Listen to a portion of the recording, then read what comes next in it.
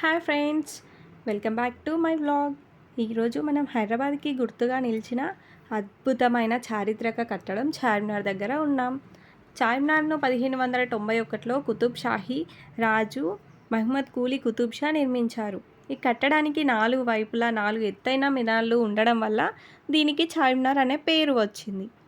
చార్మినార్ చుట్టూ ఉన్న లాడ్ బజార్ చాలా ప్రసిద్ధి చెందింది.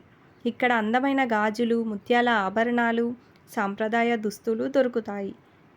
ముఖ్యంగా సాయంత్రం సమయంలో చార్మినార్ లైటింగ్ ఇంకా అందంగా కనిపిస్తుంది. ఇక్కడి స్ట్రీట్ ఫుడ్ కూడా చాలా ఫేమస్. ఇరానీ చాయ్, ఉస్మానియా బిస్కెట్స్, హైదరాబాద్ బిర్యానీని కూడా తప్పకుండా ట్రై చేయండి. మీరు హైదరాబాద్కి వస్తే చార్మినార్ని తప్పకుండా విజిట్ చేయండి.